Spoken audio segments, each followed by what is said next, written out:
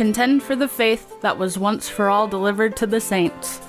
In times of spiritual and moral chaos, it can be hard to discern truth from error and to apply it to all of life. God's word is not silent, and we don't have to be either. This is Once for All Delivered with Caleb Castro and Andrew Smith.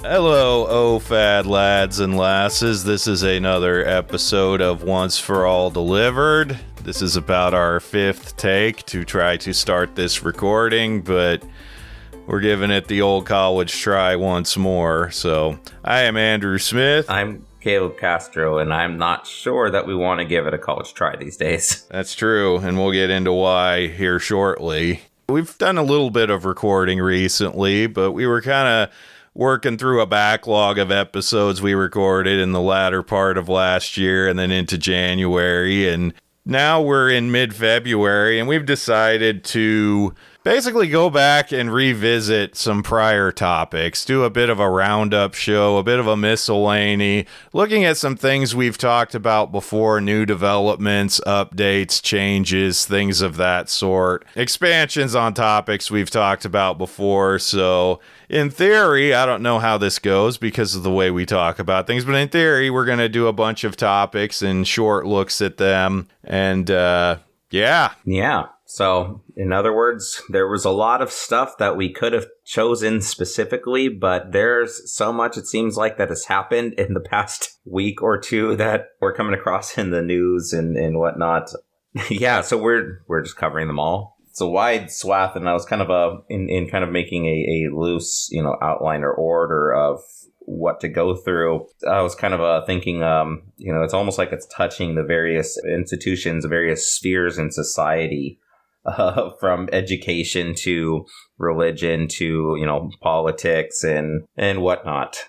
And in general, I mean, with some exceptions, but in general, the news is not great. It's a lot of weird and bad stuff going on. And yet I hold to an so-called optimistic Amil position. Yeah. I'm not a post-mill. I'm not a theonomist. I've been accused several times in the last week or so of being a theonomist online because I critiqued Meredith Klein's views on the Sabbath, where he distinguishes that the Sabbath is binding only on the church, or at some other times he seems to say even less than that it may not actually be binding on anyone.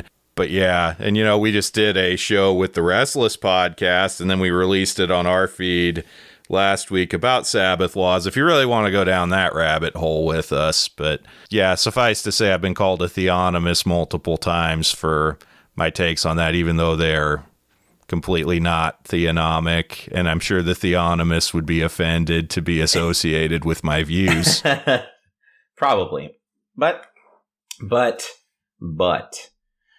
first section that we want to talk about was pretty interesting. I had come across this article actually through Not the Bee. So for Not the Bee subscribers, this one's possibly already on your radar. Not the Bee, of course, is the non-satirical news outlet of Babylon Bee. The real life things that almost could be satirical and sadly are not. This one was from February 10th, 2024, when the Bee put it up. They had the title, "Prestigious Academic Publisher Adds DEI Requirements for Peer-Reviewed Submission." So that's going to be fun. The actual article that they pulled from was Sage Journals, adds DEI to the peer review process. And this is, in short, is that when someone publishes an academic journal, for it to go into the journal as an accessible writing, there are editors and people that reach out to other academics, other renowned scholars, to go and read through and review those journals prior to publication for them to be approved, to basically state, yeah, hey, this is sound scholarship, they've done their homework, they're using proper sources and such, incredible sources, and so on. Except this DEI process, Sage Journals is pretty large. It basically is an outlet for any numerous kinds of periodicals. The problem is that they now have a basically board of reviewers that, well, let's just read some of that there. So the committee chair, Dr. Holly Falk-Krasinski, I don't know how to say that. Her, that's a good start, is co-chair of Elsevier's Gender Equity Task Force and vice president, Research Intelligence. She's actively involved in Elsevier's broader executive level inclusion and diversity efforts, advocating for greater gender diversity among STEM leadership and promoting sex, gender, and intersectionality-based analysis and research.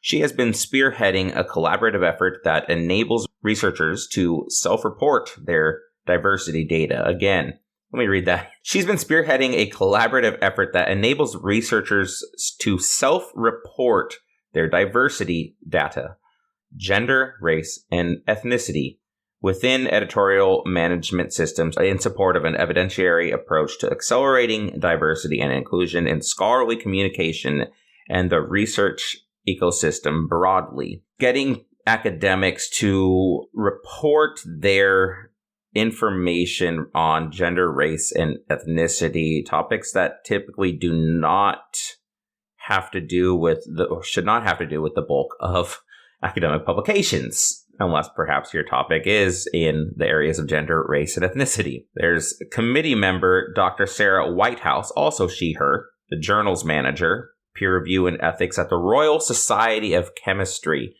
believe that's a rather renowned British group of state-sanctioned academics in the field of chemistry, where she is responsible for journals, peer review strategy, publishing ethics strategy, quality and impact, and inclusion and diversity in publishing. Sarah has worked in STM publishing since 2014 in a range of operational and strategic roles. And you go down to committee member Phil Hurst, him, publisher at the Royal Society. He has nearly 30 years of experience in the publishing industry with both commercial publishers and learned societies.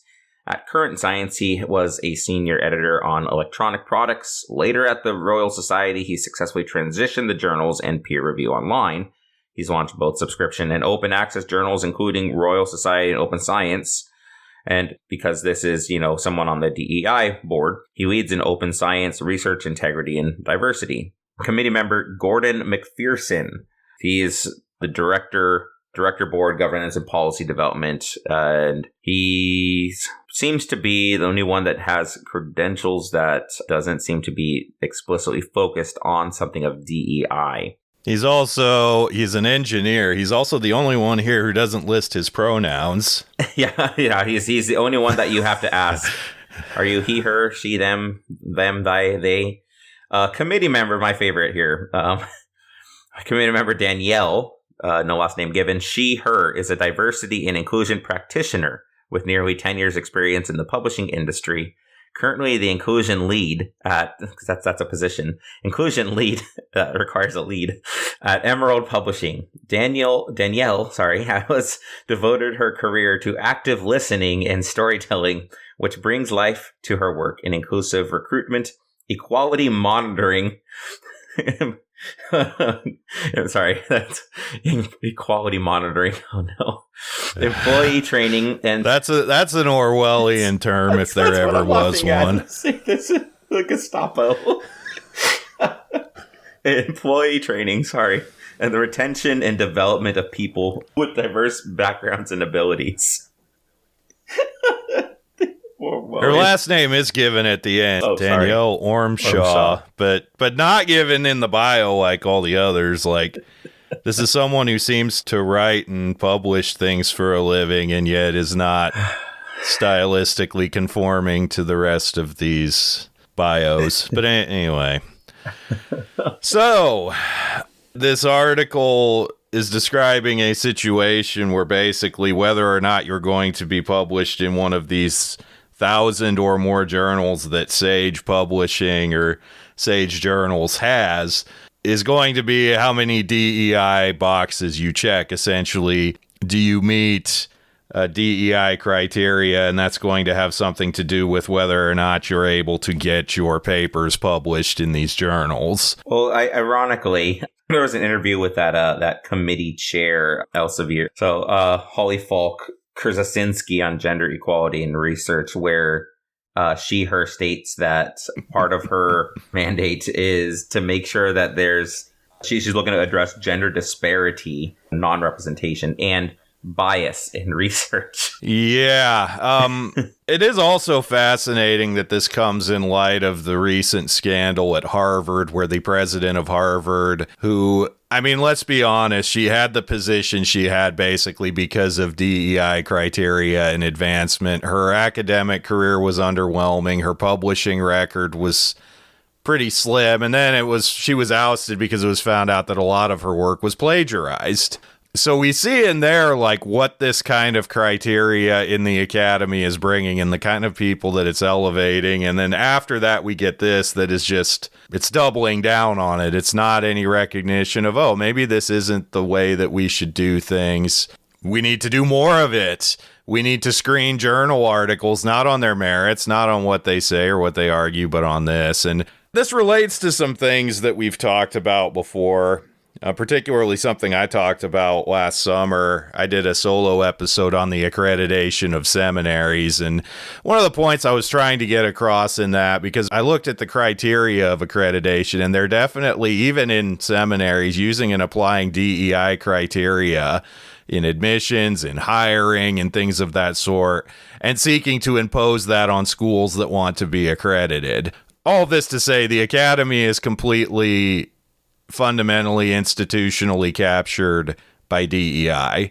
Not only the secular academy, but the Christian academy as well. And we need to recognize this and look at it and respond and act accordingly. Yeah, I mean, if you think again, what we're saying is that, thousands of journals that are under SAGE's umbrella. This includes things that have nothing to do ultimately with gender, or at least should not have to do with checking your boxes of DEI. There's 29 journals that are specifically for religion, including Anglican Theological Review, the Bible Translator. There's a Christian Education Journal. There's the Expository Times, International Bulletin of Mission Research, Irish Theological Quarterly, Journal for the Study of the New Testament, Journal for the Study of the Old Testament, and Pseudepigrapha, Journal of Pastoral Care and Counseling, Journal of Spiritual Formation and Soul Care. There's Pro Ecclesia, Studia Liturgica, Studies in Christian Ethics, Theological Studies Journal, Theology Today. Generally, for the most part, these are ones that have been fairly moderate, if not left for a while, but you can kind of see even that's not enough. Now we got to make sure that you go the full distance and can actually, jive with the party line. We have to literally check boxes for what's your ethnicity in order to throw this into their statistics. How this had come up to not the B was from Adam Ellinger, professor at University of Houston, the downtown campus, where he basically received an email that asked him to participate in this review DEI process, make sure that you actually can fit. He called out recent journals for bias in positions, and he sent out complaints to the various publications. Basically, they ignored him. He says, "These experiences opened my eyes to the fact that the ideological capture of the university didn't simply affect the content of classes. It affects which research is published and which receives the peer-reviewed stamp of approval.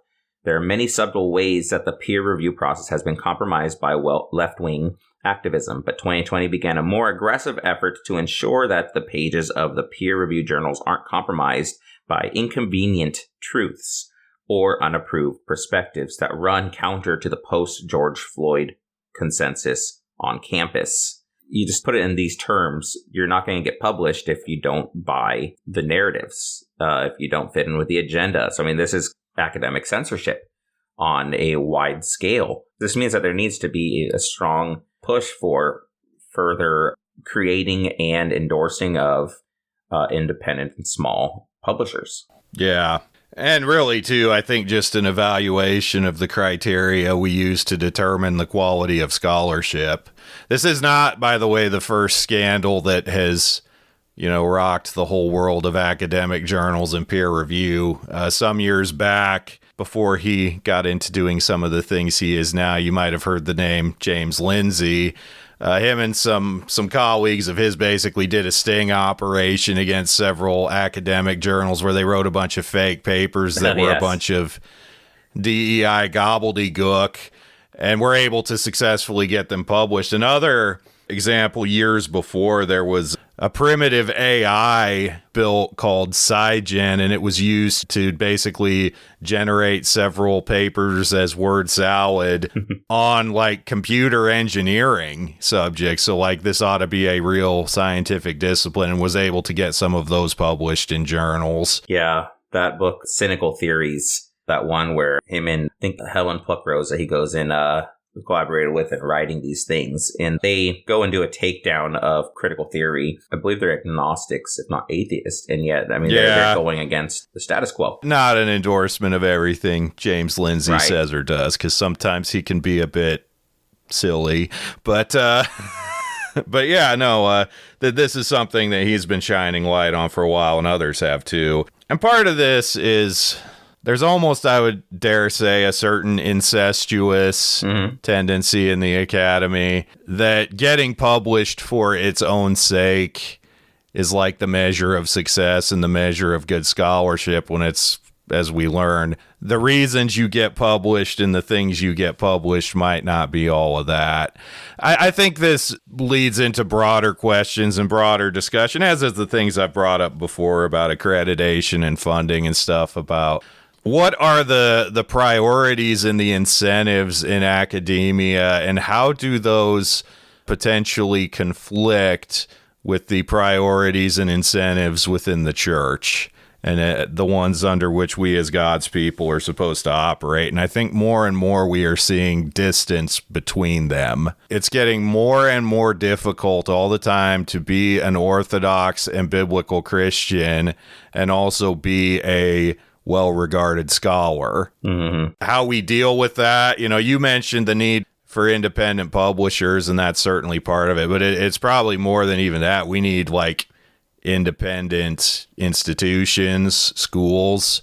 We probably basically are going to have to, at this point, build or rebuild our Christian academic infrastructure, because the one we have has been thoroughly compromised and infiltrated and captured in a lot of ways. Well, in the realm of Satan now. Yeah, speak of the devil. Pun intended. Yeah.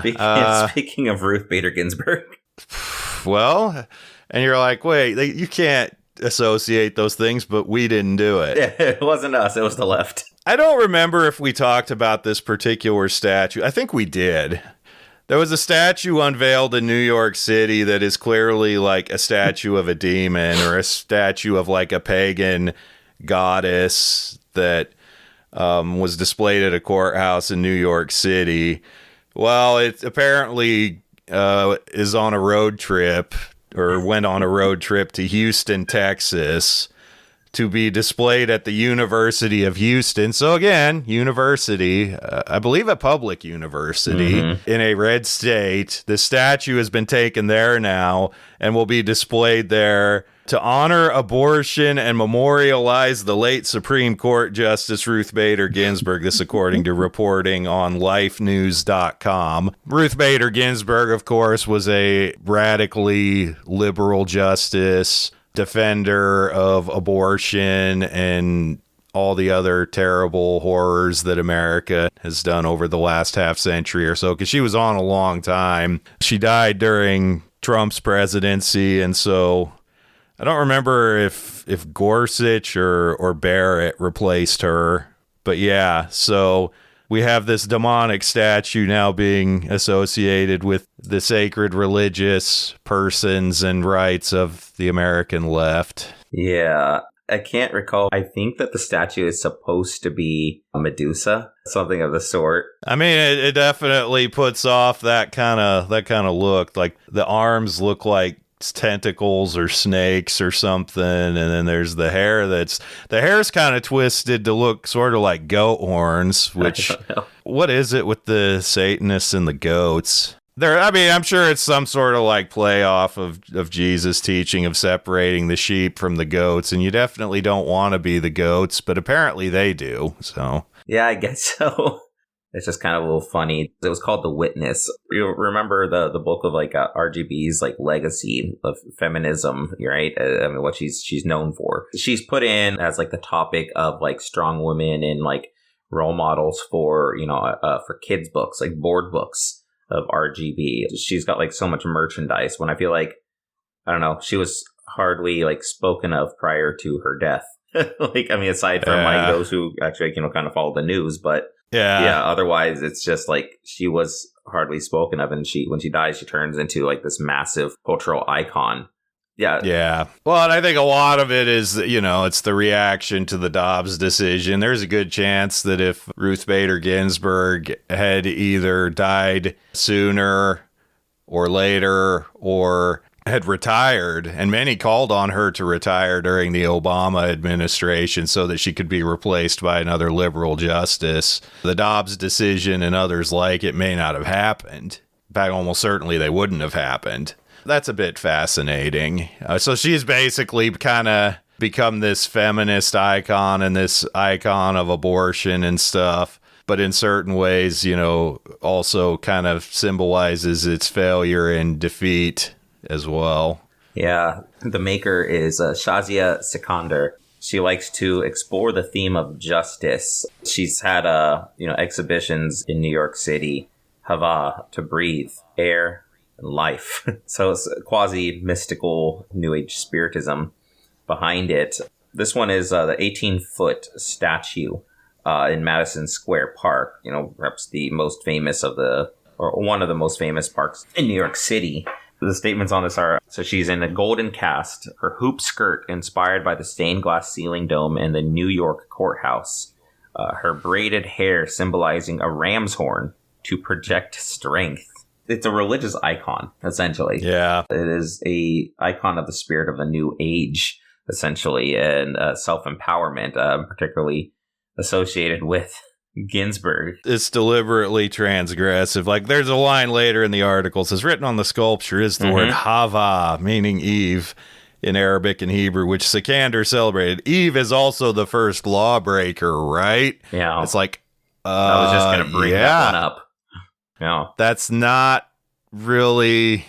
I mean, in a way, they're saying the quiet part out loud. Yeah. This is lawless. This is glorifying sin and the overthrow of all that is good. Deliberately transgressive and edgy, because it always has to be. Yeah. What even then is the nature of art, the point of this kind of thing? There always has to be some kind of message associated with it, some kind of purpose. And this is simply a rejection of a created order, woman first, overthrow the patriarchy kind of thing. Also, let's tie this, of course, into, women that want empowerment for the sake of abortions, to be self-autonomous over their body, which includes over apparently the body of someone inside of them. Yeah, and throwing off any other authority up to and including God. Yeah.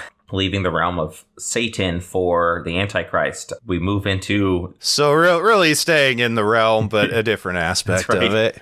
So we go back to our old friend, Pope Francis. The papacy is so back, is so back, is so back, is so back. I think it's going to be here for a while.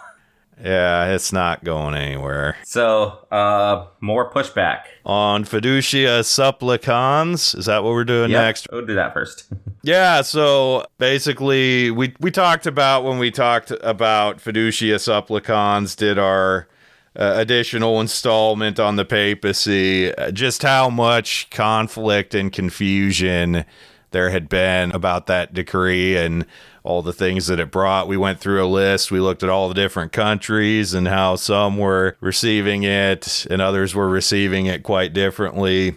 So we have an article here from the National Catholic Register from a Cardinal Mueller, the prefect emeritus of the Dicastery for the Doctrine of the Faith, said that the frequent efforts to try to clarify and explain fiducia supplicans, so if you haven't been with us, this is the decree that allowed these certain kinds of blessings to be done for homosexual couples. Efforts to clarify and explain fiducia supplicans are only deepening confusion, and what is needed instead is a return to the clarity of the Word of God, rather than bowing down to this absolutely wrong LGBT and woke ideology. Now, the dicastery for the doctrine of the faith, I know we've talked about that. It basically is like the theological ruling body of the Vatican. And so we're seeing even from within that, so he's an emeritus, so he wouldn't be a part of it anymore, but a former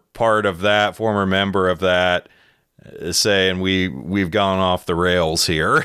So you end up with what many people had been pointing out, and even when we had kind of read the kind of live updates on responses from various dioceses throughout the world, how there's so much conflicting perceptions or contradictory perceptions about this. Like Andrew had said, some accepted, some rejected entirely. Pope Francis goes and explains away the African response, who have entirely wholesale rejected it by saying, well, it's a cultural thing, that they culturally are against homosexuality. In certain places, in countries in Africa, it's punishable by death.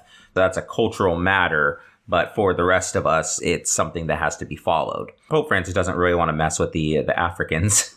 Yeah. This has turned into a blurring of the lines.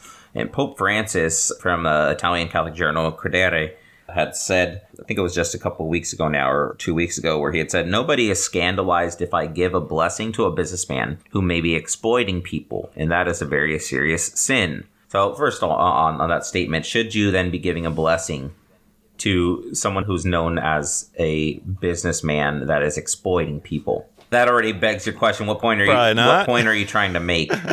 Pope Francis is a Marxist and a would-be communist, yeah. But, Jesuit.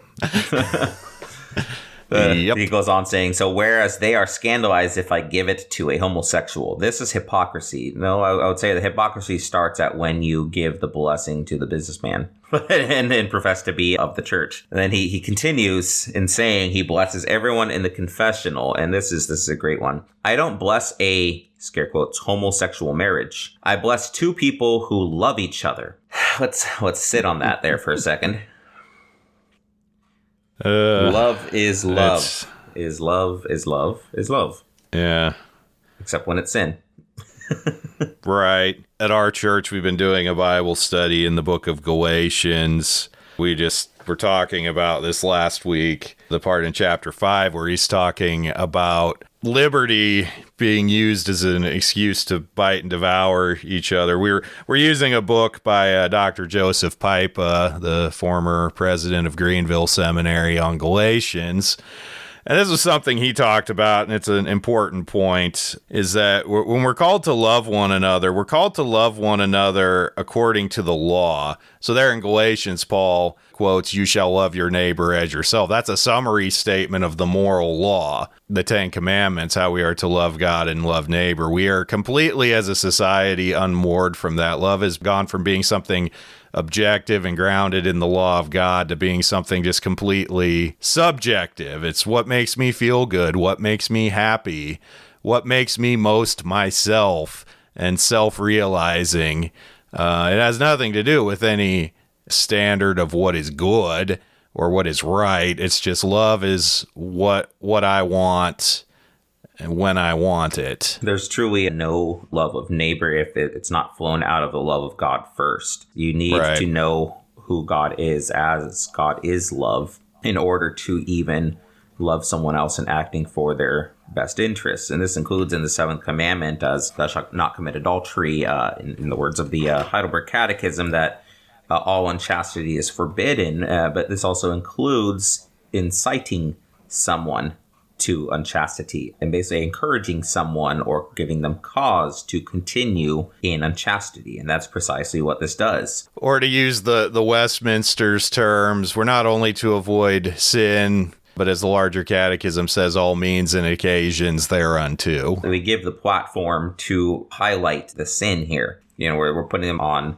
something of a personal pedestal. And if we can state, this is part of what had been going on with this Alistair Begg situation of giving advice to a grandmother with a grandson that was getting, quote unquote, married to a non-binary individual, non-binary persons, and wanted his grandmother to attend and beg, encourage and say, basically don't reinforce the stereotypes that Christians are unloving, hateful people, even bring a gift. He detached doctrinal stance from scripture, clear prohibitions against encouraging sin, to go and to basically forsake it for personal, subjective relations. It removes the nature of actually acting as a witness for what we truly stand for and against. We compromise our convictions and beliefs to maintain, friendliness, to maintain a relationship with people. Cardinal Mueller had stated something similar, even beyond the subjectivity to a relativity. In basically his response to these things, he had said, "Your Eminence," addressing Pope Francis, "at a recent plenary of the Dicastery for the Doctrine of the Faith, the Pope had reiterated that blessings of irregular relationships should be spontaneous, non-liturgical, and not require moral perfection." So in other words, be private and not something done as a full wedding mass, something non-church related. That this is about the blessing of individuals, not the union.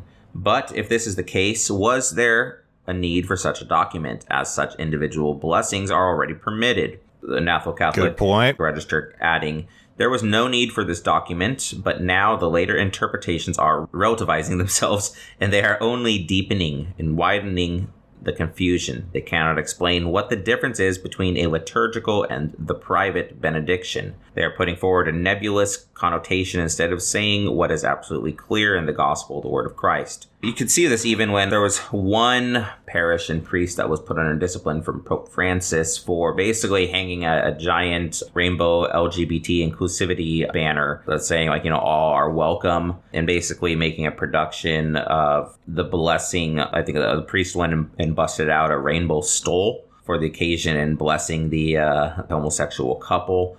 And it made it look like a liturgical action, a church sanction. But then you had on the other end in New York City, one of the first public advertised, Twitter posted or X, whatever, posted blessings. What's his name? James Martin. James Martin's S-gay. James Martin's blessing.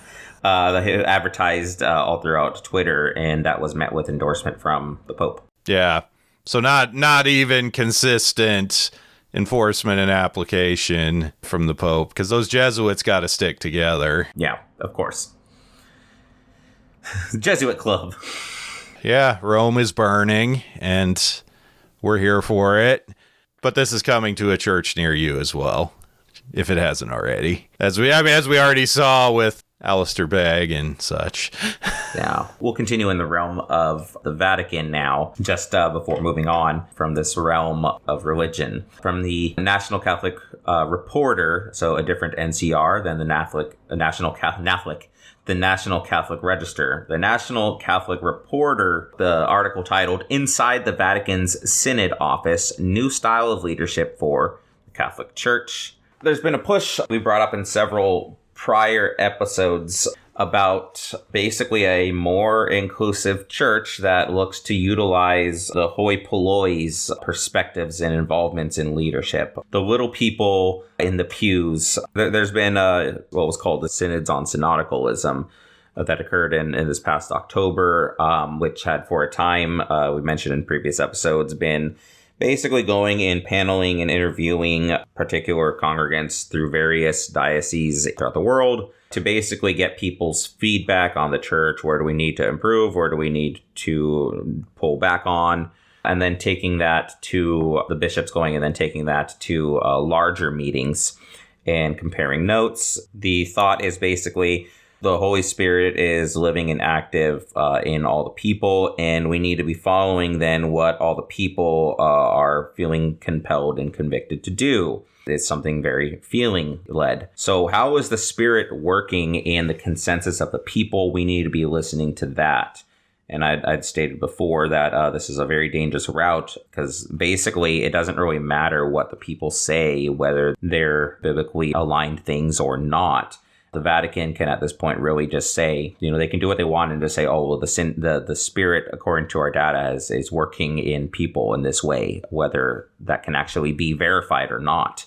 So they can essentially do what they want. And one of those ways is, of course, the matter of LGBTQ, so on. But other topics include priestly celibacy. Should priests get married? Can they get married? Or women's roles in the church. This concept is basically looking at how can we make the church appeal more to modern sensibilities. That's the bottom line of it. I mean, they're being led by a spirit, but the question is which one. Yeah. Seems a lot more like the spirit of the age.